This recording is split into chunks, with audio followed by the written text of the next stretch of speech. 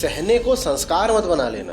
बड़े सहनशील हैं, बड़े संस्कारी हैं, बड़े आदर्श पुत्र हैं कि पति हैं कि पत्नी है या जो भी हैं, बड़े सहनशील है, बड़े सहनशील है। कोई संस्कार की बात नहीं है, ये बात ज्ञान की, अध्यात्म की होनी चाहिए कि सह रहा हूं क्योंकि, और फिर एक समुचित कारण होना चाहिए। ऐसा कारण जो आपने रट नहीं लिया है, बाहर से उठा नहीं लिया है, ऐसा कारण जो आपकी मजबूरी नहीं है, आपका प्रेम है। समझ में आ रही है बात? लोग कारण बता भी देंगे, कारण में हमेशा क्या बताएंगे? विवशता। सहना तो पड़ता है, नहीं तो घर बिखर जाएगा।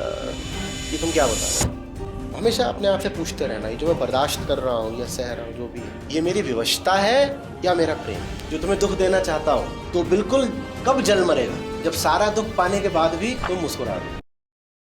आचार्य जी, जो प्रकृति के लगातार आघात हैं, आपने कहा कि उनको सहना ही युद्ध है। तो एक बार आपसे बात हो रही तो आपने एक विधि बताई थी, don't let it come on your face, याद नहीं है क्या कहा था।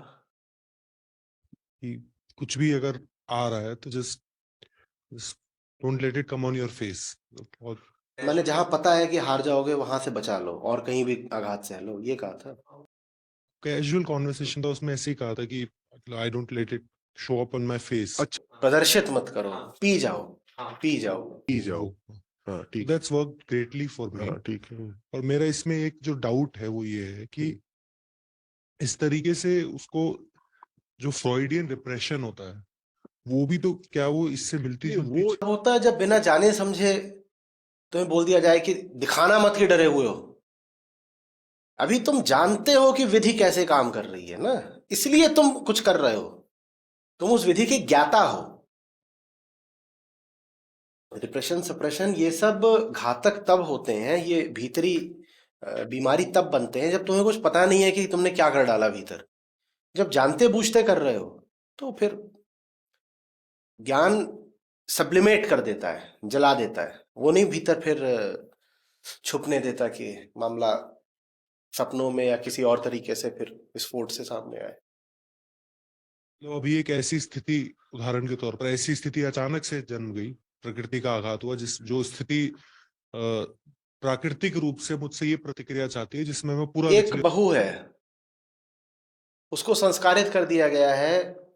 ऐसे बहुत सड़ा गला उदाहरण ले रहा हूं, तो संस्कारित कर दिया गया है कि तू ससुराल जा रही है, वहां सास ससुर और बाकी लोग जो भी करेंगे वो तो तुझे बस सहना है, मुंह मत खोल देना।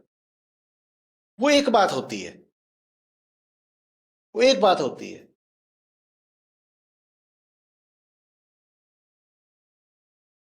सलीब पर ईसा चढ़े हुए हैं या सुकरात के हेमलॉक का प्याला दे दिया गया है, और वो जानते बूझते जो कर रहे हैं वो कर रहे हैं, वो बिल्कुल दूसरी बात होती है। सह वो बहू भी रही है और सह सुकरात भी रहे हैं, लेकिन सहने सहने में अंतर है ना। एक काम है जो बिल्कुल बेहोशी में इसलिए करा जा रहा है कि तुम्हें कह दिया है कि तुम सहना, और तुमने कभी सवाल भी नहीं पूछा क्यों सहे, क्या बात है। बहू ने कभी क्या प्रश्न उठाया है कि मैं तितिक्षस्व क्यों करूं?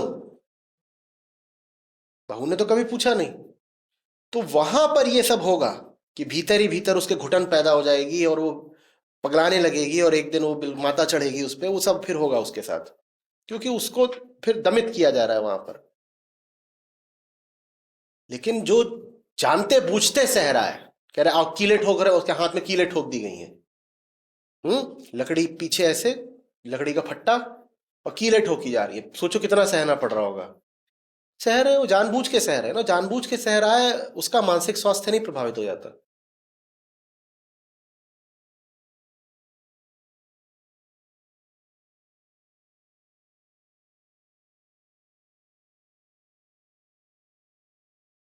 तो इससे लेकिन एक सावधानी की बात पता जरूर चलती है, सहने को संस्कार मत बना लेना। बड़े सहनशील हैं,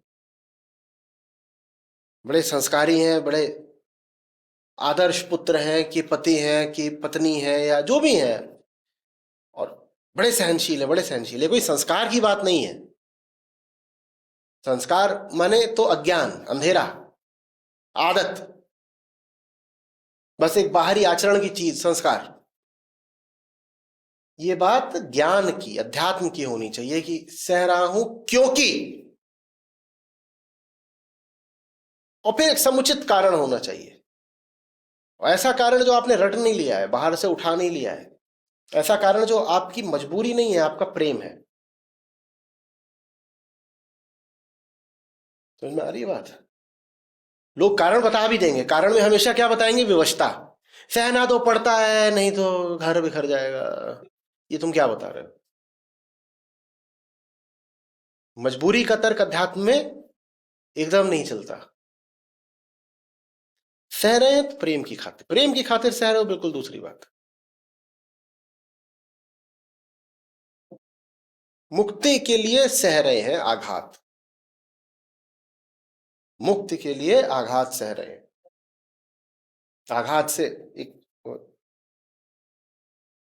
छोटा सा गद्य है कि बुंद आघात नहीं,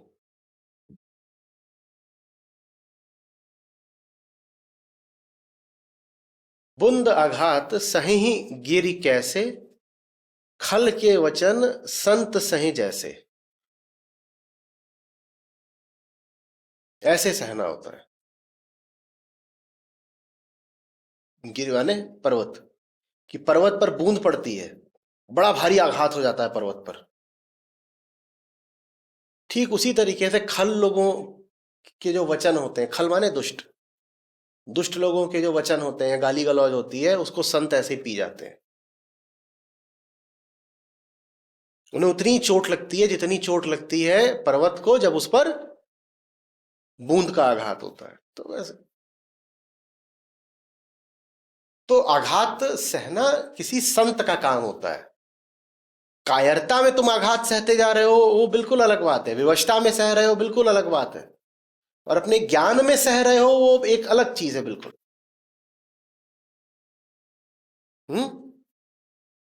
हमेशा अपने आप से पूछते रहना, ये जो मैं बर्दाश्त कर रहा हूं या सह रहा हूं, जो भी है, ये मेरी विवशता है या मेरा प्रेम?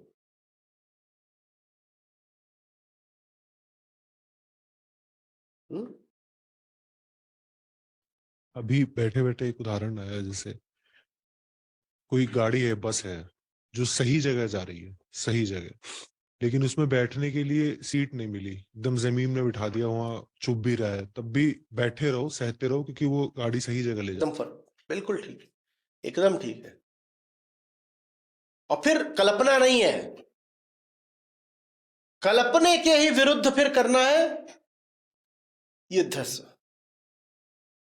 भाई कोई मजबूरी नहीं है, तुम वहां इसलिए बैठे हो तुम, तुम्हारा ही लाभ है, तो कल्प क्या रहे हो?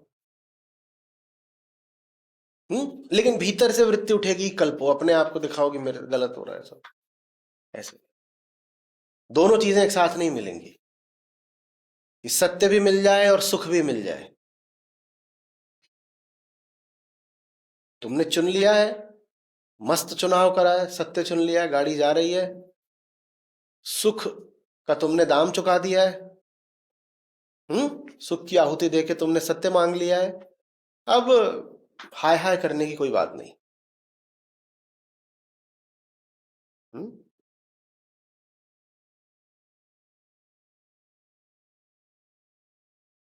और बीच रास्ते में अगर सीट खाली हो जाए, मिल जाए, तो बैठ भी जाओ। क्यों नहीं? कोई अपना शहीद थोड़ी बनाना है जानबूझ करके। ये थोड़ी करना है कि अंदर सीटें खाली हैं तब भी बाहर जाके पीछे सीढ़ी से लटक गए, हाँ, उधर सेल्फी ले रहे हैं अपनी, दिखाने के लिए कि हम बड़े भारी शहीद हैं। बीच बीच में जीवन सुख भी दे देता है, काहे को छोड़ देना?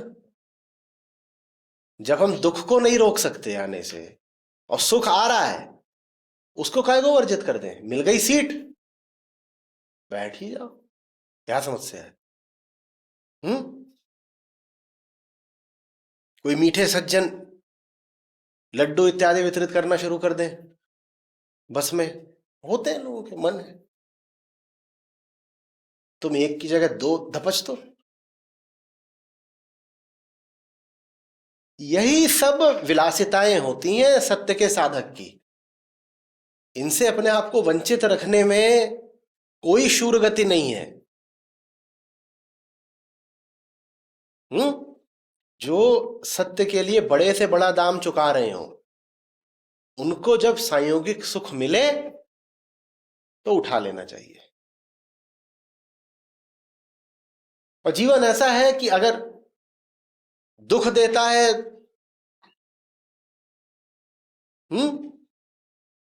भर भर के, तो बीच बीच में थोड़ा बहुत सुख भी देता ही देता है। उसकी हम बात कर चुके हैं ना, उसका मनोविज्ञान क्या है। बीच बीच में अगर सुख नहीं मिलेगा तो दुख के विरुद्ध विद्रोह कर दोगे, क्रांति कर दोगे, मुक्त हो जाओगे।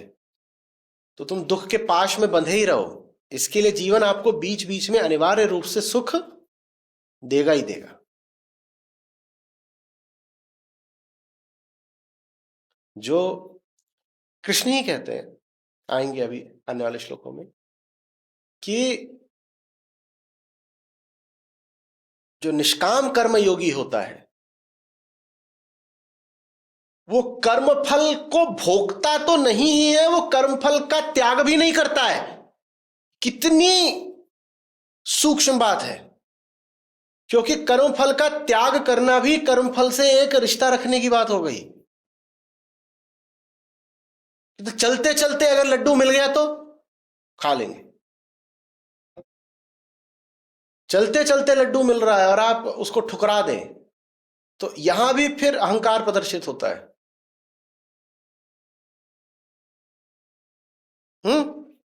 और प्रकृति आपको वो पल देगी सुख के बीच बीच में। ग्रीष्म की धूप है और लू बह रही है और धूल और पसीना, और फिर बिल्कुल ऐसा होगा कि 2-4 घंटे बीतेंगे और थोड़ी सी शीतल पुरवाई बह जाएगी। कहे जब जब धूल बर्दाश्त कर रहे हो, धूप बर्दाश्त कर रहे हो, तो शीतल थोड़ी सी मंद अगर पवन मिल गई तो उससे इनकार कर देना है। क्यों इनकार कर देना है? ना हमने दोपहर से इनकार करा था, ना हम अब रात से इनकार कर रहे हैं। रात थोड़ी सी ठंडी हो गई है, बड़ा अच्छा लग रहा है। गर्मियों में कई बार रातें बड़ी प्यारी हो जाती हैं।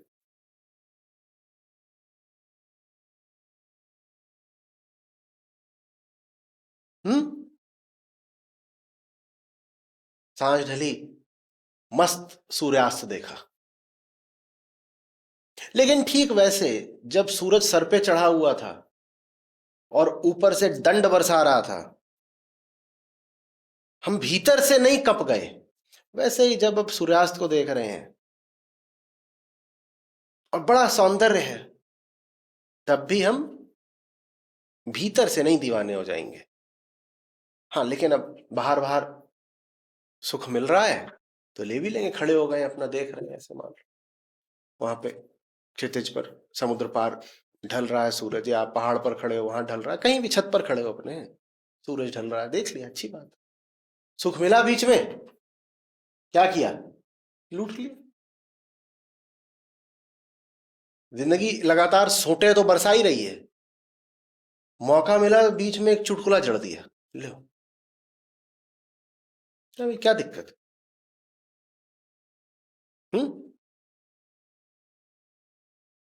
दुख से हम इनकार तो नहीं कर रहे ना, तो सुख से भी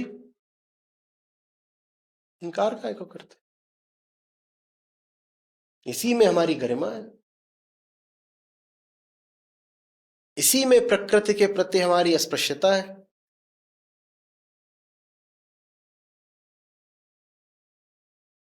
कोई विधान, कोई सिद्धांत नहीं बना लेंगे कि हमें तो सिर्फ और सिर्फ वंचित रहकर जीना है।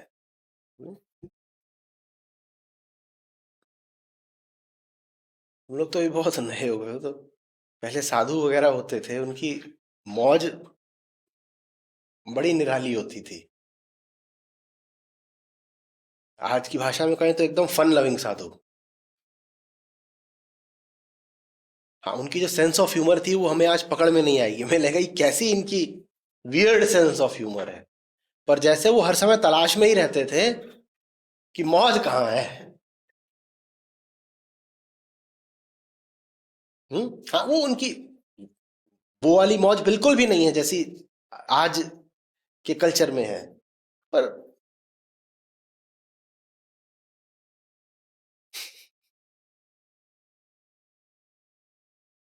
हर चीज जैसे चुटकुला हो। चुटकुला ही तो क्या है।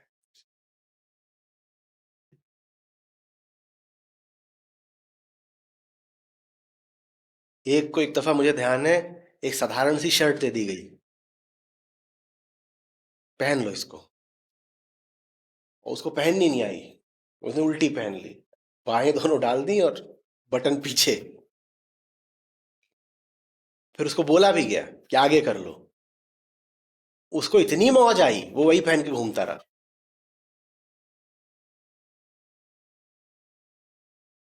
ये जीवन के प्रति जैसे उसका युद्ध था, ये तुम्हारा काम है रोज प्रताड़ित करके हमें गंभीर बना देना। तुम तो चाहते ही यही हो ना, कि तुम हमें दुख दो और हमारे मुंह पर दुख की छाया दिखाई दे। तुम यही चाहते हो ना, जो तुम्हें दुख देना चाहता हो। उसको चिढ़ाने का सबसे अच्छा तरीका क्या होता है जानते ही हो। कोई अगर कोशिश ही यही कर रहा है कि तुम्हें दुखी कर दे, तो बिल्कुल कब जल मरेगा, जब सारा दुख पाने के बाद भी तुम मुस्कुरा दो। लगभग यही बात। हालांकि इसमें भी उनकी कोई लिप्सा नहीं है, ऐसा नहीं कि वो प्रकृति से उलझना चाहते हैं, पर अपनी मौज है।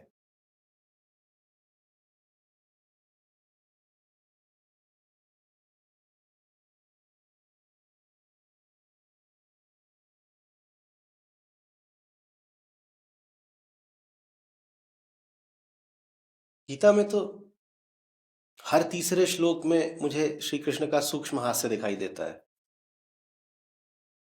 तीसरा भी ज्यादा ही बोल रहा हूं, शायद हर श्लोक में।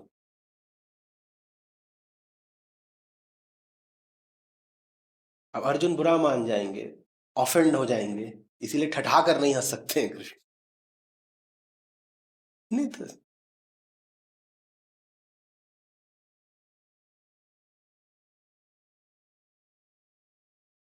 गीता एक गरिमापूर्ण जीवन का उद्घोष है।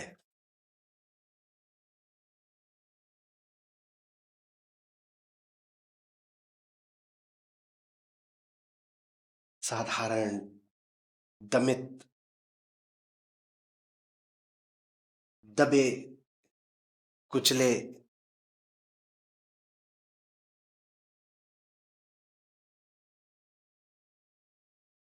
ढर्राबद्ध जीवन के विरुद्ध।